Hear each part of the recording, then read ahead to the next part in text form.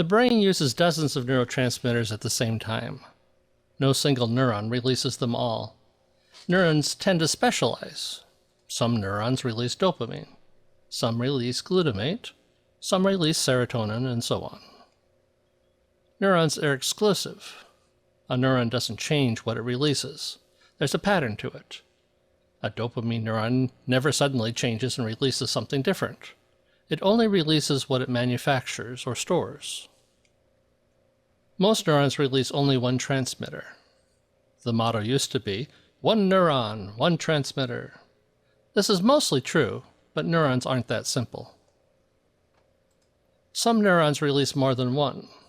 Some release more than one chemical only during development. As the auditory system develops, some neurons release at least 3 major neurotransmitters at the same time. It doesn't last long, but several neurotransmitters at once is possible. As it turns out, even during adulthood, some neurons contain 2 or more chemicals. A neuron might have a neurotransmitter and a peptide. Another might have 2 neurotransmitters in the same neuron, but stored in different vesicles.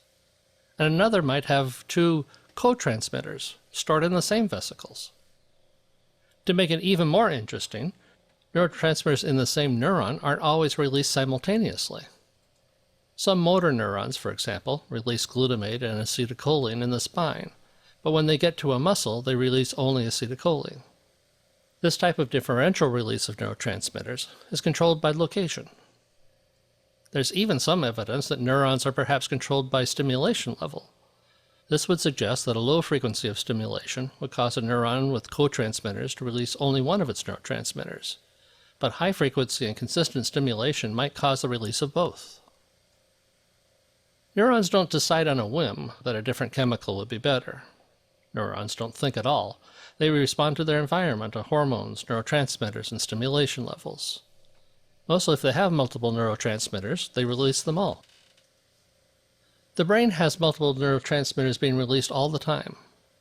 Even if one neuron only delivered one neurotransmitter, the brain is brimming in a soup of neurotransmitters. Some regions of the brain show the co-release of glutamate, serotonin, dopamine, acetylcholine, and others. Neurons release low levels of their neurotransmitter on a regular basis. This spontaneous firing provides a baseline rate of release and keeps some neurotransmitter in the extracellular regions.